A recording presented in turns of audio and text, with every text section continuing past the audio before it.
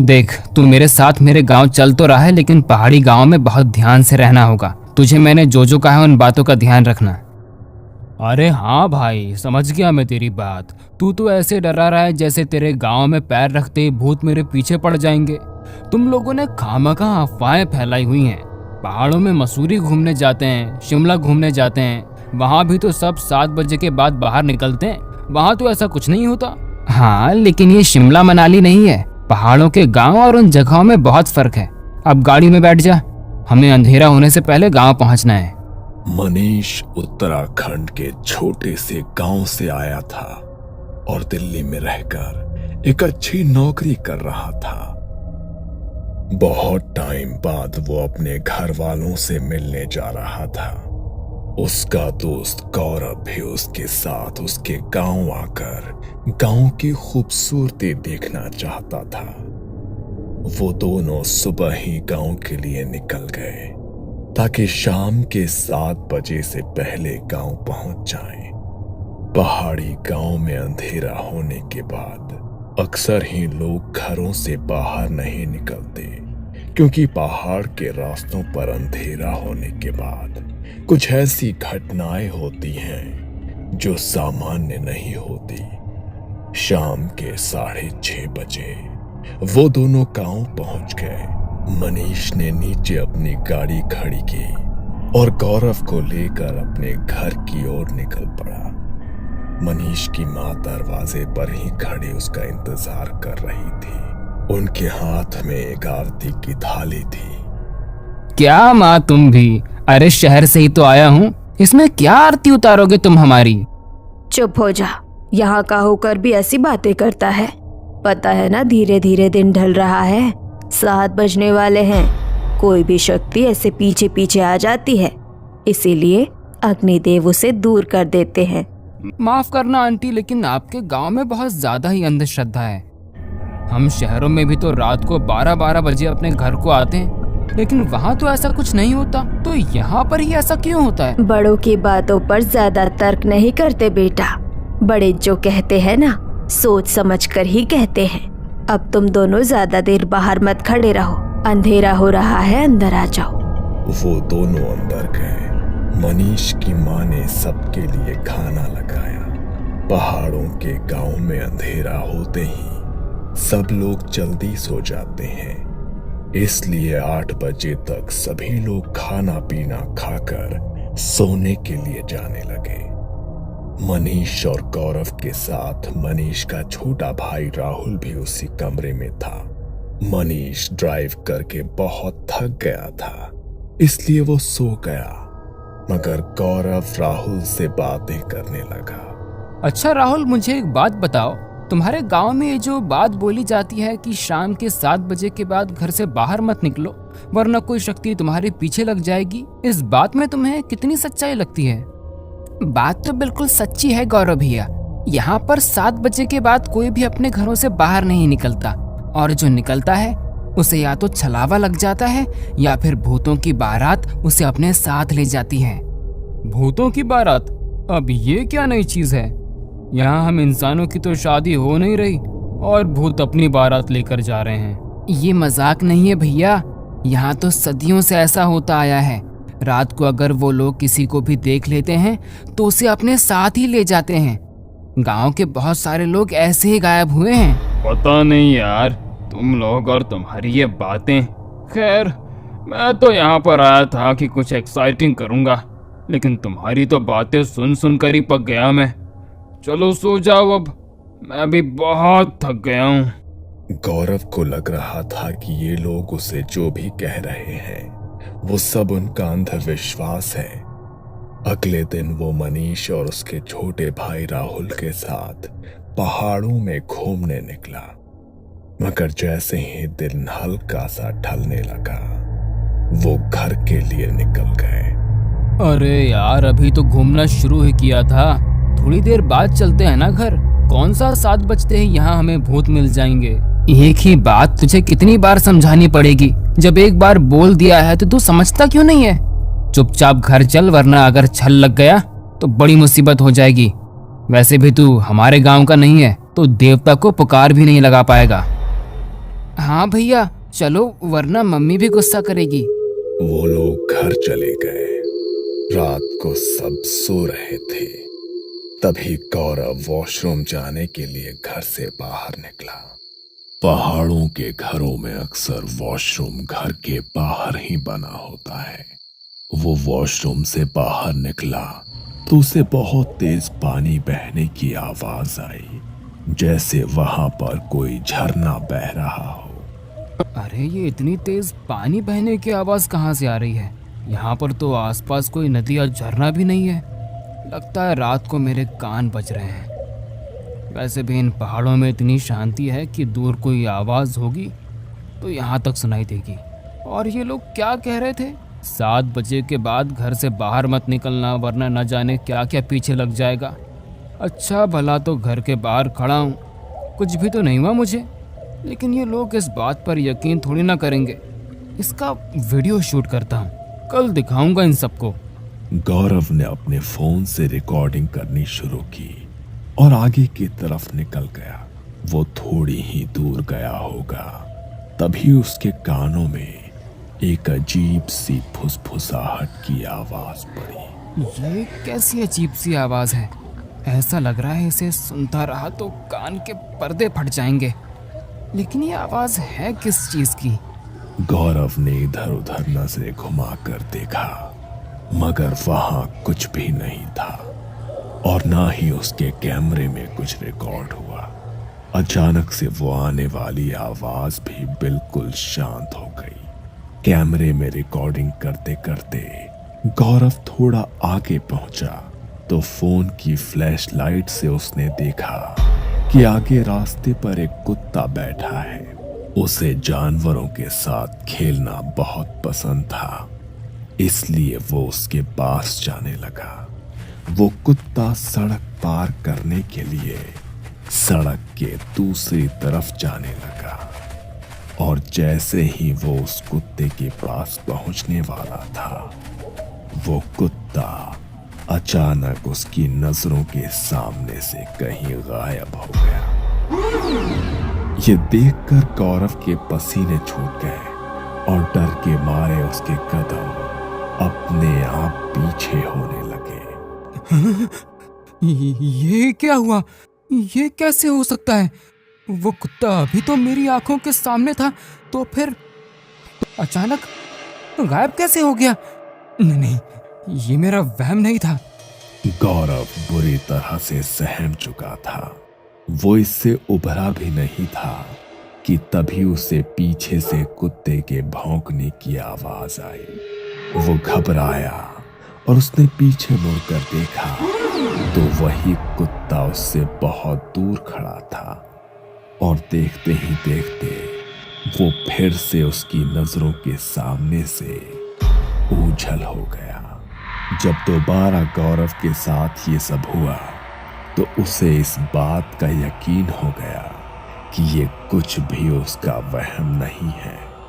डर के मारे वो बुरी तरह कांप रहा था, मगर उसने हिम्मत जुटाकर भगवान का नाम लिया और उल्टे पांव घर की तरफ चलने लगा। सब लोग ठीक ही कह रहे थे कि 7 बजे के बाद घर से बाहर निकलना ठीक नहीं है। जिन चीज़ों के बारे में आज तक मैंने सिर्फ सुना था, आज उससे सचमुच मेरा सामना हो ही गया। कहीं वो मेरे पीछे तो नहीं आ रहा होगा? हे भगवान, मेरी रक्षा करना। गौरव डरते हुए अपने कदम आगे बढ़ा रहा था, तभी उसे अपने पीछे किसी के कदमों की आहट महसूस हुई। वो अपने कदम और तेजी से बढ़ाने लगा। तभी उसके कंधे पर किसी ने अपना हाथ रखा।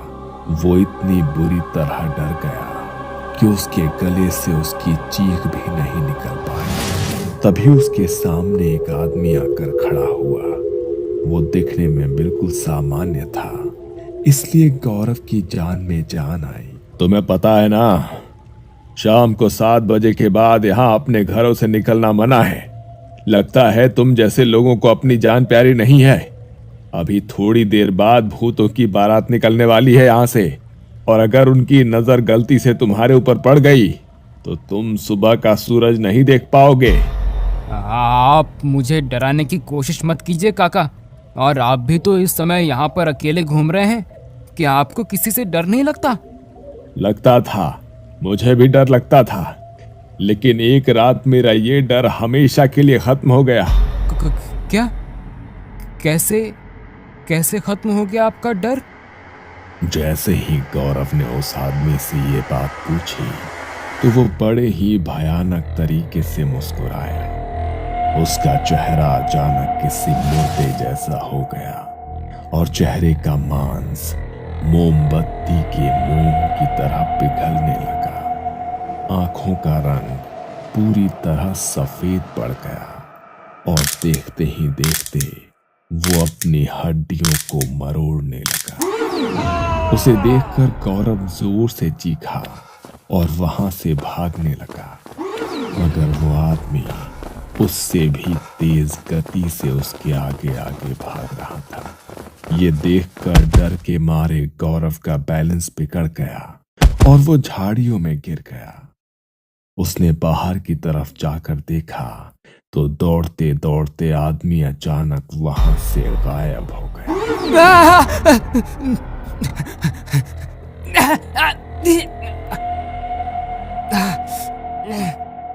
मैंने ये क्या कर दिया? क्यों मैंने अपने सर पर आफत मोल ली? समझ नहीं आ रहा कि अब घर तक कैसे पहुंचूंगा। मुझे तो लगता है आज रात खेल खत्म ही हो जाएगा मेरा। नहीं निकलना चाहिए था मुझे घर से बाहर। गौरव ने हांफते हुए अपनी आंखें बंद की। तभी उसके कानों में किसी की अजीब सी हंसी की आवाज पड़ी। वो बुरी तरह डर गया।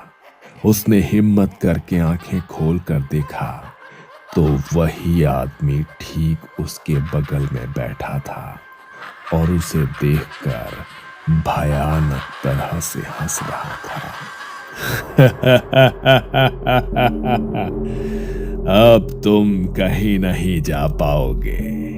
अपनी मौत को खुद बुलाया है तुमने और तुम्हारी मौत अब तुम्हारा पीछा नहीं छोड़ेगी।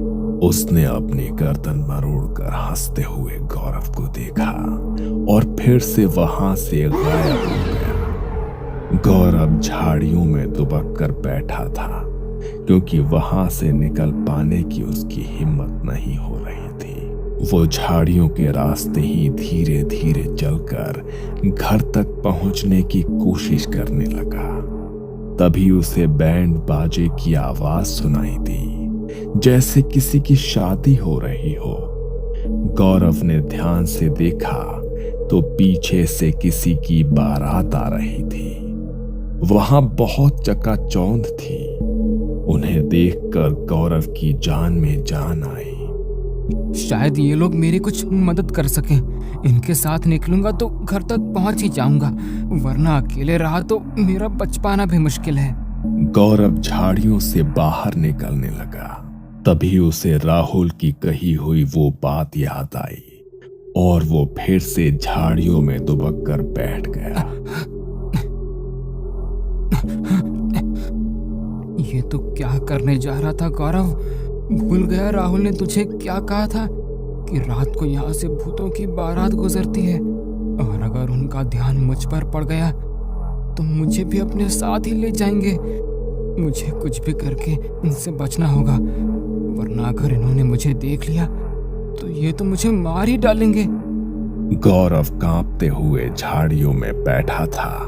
उसके फोन की रिकॉर्डिंग अभी भी चालू थी, मगर अब उसमें कुछ रिकॉर्ड हो रहा था तो वो था सिर्फ उसका डर। बारात में बजने वाले ढोल, ताशे और शहनाइयों की आवाज जोर जोर से उसके कानों में पड़ रही थी। वो वहां से उनके निकलने का इंतजार कर रहा था। वो अपनी आंखें बंद करके झाड़ियों के बीच बैठा रहा। तभी उसके कानों में पड़ रही ढोल, ताशों और शहनाइयों की आवाज अचानक से बहुत तेज हो गई। उसने अपने कानों पर हाथ रखा, मगर उसके कानों से खून बहने लगा। उसने डरते हुए अपनी आंखें खोली और उसने देखा कि वो बारात धीरे धीरे उसके पास आती जा रही है, और जैसे जैसे वो बारात उसके पास आ रही थी वैसे वैसे उसका डर बढ़ता जा रहा था। उसने ध्यान से जब उनकी तरफ देखा तो वो आम लोगों जैसे नहीं थे। उन सब के चेहरे का मांस फटा हुआ था और आंखों की पुतलियां बाहर को निकल आई थी। पैर पीछे की तरफ उल्टे मुड़े हुए थे और सबके चेहरे पर शैतानी हंसी छाई हुई थी। गौरव खुद को उनकी नजरों से बचाने की कोशिश कर रहा था, मगर तभी उनमें से एक का ध्यान गौरव की तरफ पड़ गया और वो उसे देखकर भयानक तरह से मुस्कुराया। जैसे ही गौरव से उसकी आंखें मिली, गौरव जोर से चीखा और वहीं पर बेहोश हो गया। अगली सुबह जब घर में सबकी आंखें खुली तो उन्हें गौरव पूरे घर में नहीं मिला।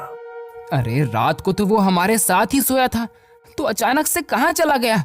और उसे तो यहाँ के रास्तों का भी पता नहीं है, तो अकेले कहाँ जा सकता है वो? सब उसे लेकर बहुत परेशान थे।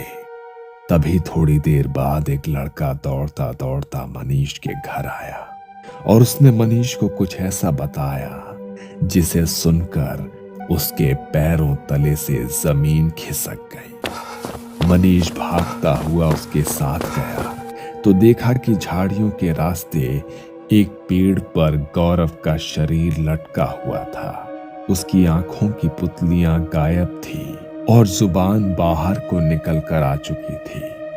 हाथ पैरों को किसी ने बुरी तरह मरोड़कर उल्टा कर दिया था। वो उसे देखकर जोर जोर से रोने लगा। अब उसके शरीर को पेड़ से नीचे उतारा गया तो मनीष ने देखा कि गौरव की शर्ट की जेब में उसका फोन था जिसमें कल रात की रिकॉर्डिंग थी। मना किया था मैंने कि 7 बजे के बाद घर से बाहर मत निकलना, लेकिन तूने मेरी एक बात भी नहीं सुनी। काश काश तूने मेरी बात मान ली होती मेरे दोस्त। अपनी जिद की वजह से गौरव की जान चली गई। पहाड़ी गांवों में अक्सर ऐसी चीजें होनी बहुत आम है, इसलिए आज भी लोग वहां पर 7 बजे के बाद अपने घरों से नहीं निकलते।